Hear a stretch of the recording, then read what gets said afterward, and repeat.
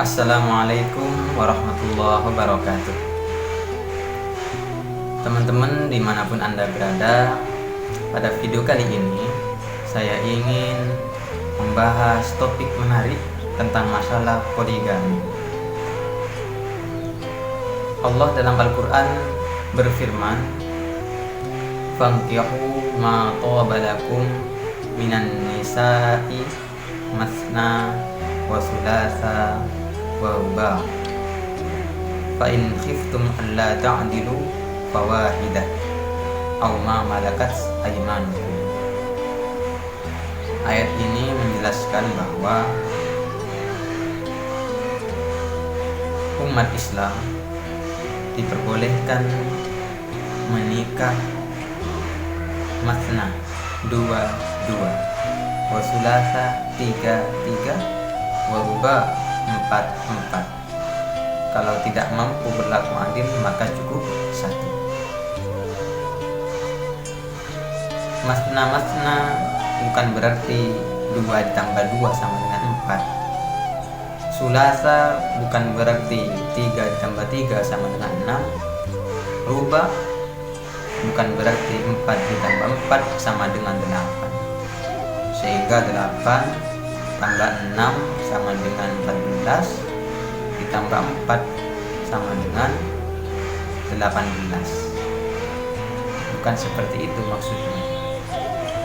Memang ada sebagian yang memahami bahwa boleh nikah sampai 18 atau ditambah 2 ditambah 3 ditambah 4 sama dengan 9, karena Nabi istrinya 9.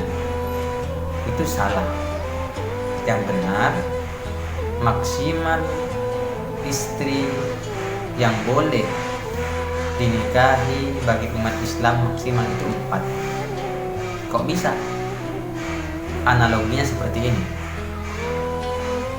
Kalau teman-teman misalnya memiliki banyak kue, kemudian teman-teman mengatakan kepada tamunya, "Wahai para tamuku, yang masih SD silahkan ambil 2, yang masih SMP silahkan ambil 3, yang sudah SMA boleh ambil 4."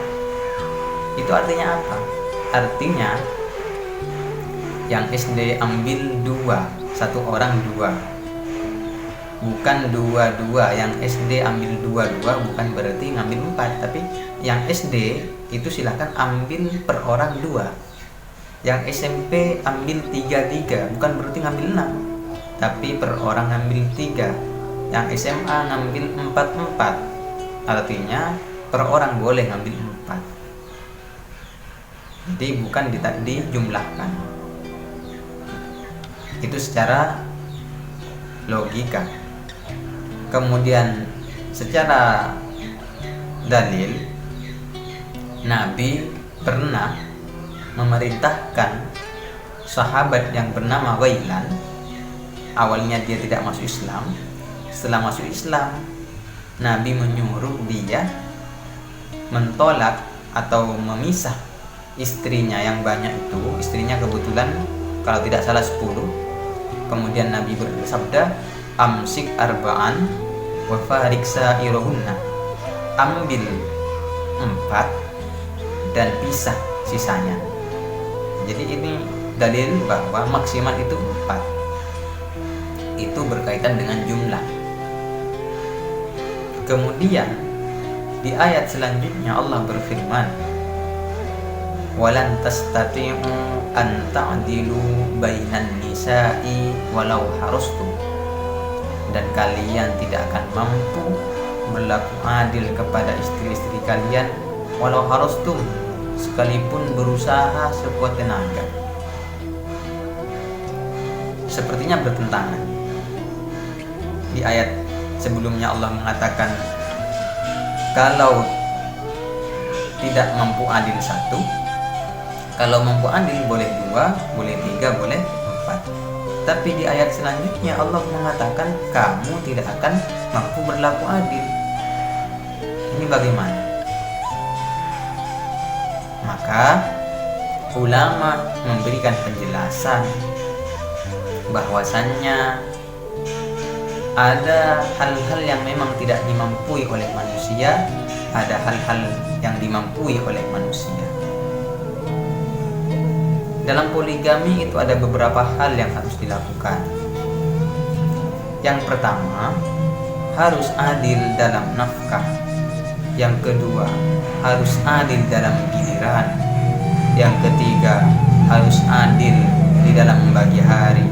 Yang keempat, adil di dalam membagi cinta. Untuk urusan harta, pembagian hari, insya Allah kalau memang memiliki kekayaan dan memiliki kemauan untuk mengikuti aturan poligami, insya Allah bisa adil membagi hari dan membagi harta. Tapi untuk membagi cinta, siapa yang mampu berlaku adil? Tapi tetap harus berusaha, meskipun dalam hati sepertinya tidak mampu untuk membagi cinta, untuk adil di dalam cinta.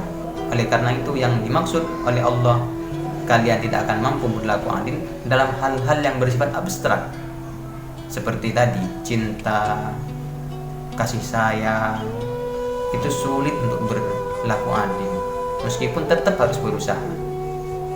Kalau dalam masalah harta, dalam masalah pembagian hari, insya Allah mampu. Oleh karena itulah setiap Nabi selesai melakukan pembagian kepada istri-istrinya, Nabi selalu berdoa, Allahumma hadza qismi, ya Allah inilah pembagianku, fala talumni, jangan kau cela aku, fima tamliku, di dalam apa yang kau miliki, wala amliku. Kemudian doa yang kedua, Allahumma hadza qismi, ya Allah inilah pembagianku, fala tuakhidni, jangan kau siksa aku, fima tamliku, di dalam apa yang kau miliki, wala amliku, dan tidak aku miliki. Jadi seperti itu. Nabi pun tujuan menikahnya itu banyak, bukan tujuan nafsu, bukan tujuan syahwat, tapi ada tujuan dakwah, ada tujuan untuk mencerdaskan istri-istrinya. Misalnya Sayyidah Aisyah menjadi istri yang cerdas, menjadi perawi hadis, khususnya dalam masalah-masalah hukum yang berkaitan dengan keluarga. Intinya motifnya itu motif-motif kebaikan, bukan motif syahwat. Karena Nabi berpoligami di saat Nabi sudah umurnya 50 tahun lebih,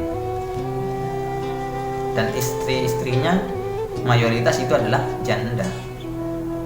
Oleh karena itulah, jika poligami tidak mengganggu rumah tangga teman-teman, dipersilahkan. Kalau hanya poligami membawa kehancuran di dalam rumah tangga, lebih baik dihindari.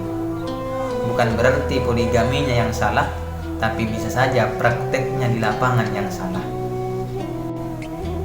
Para wanita tidak mau dipoligami itu tidak apa-apa, asal jangan mengatakan bahwa poligami itu haram. Poligami itu memang boleh, tapi aku tidak mau dipoligami.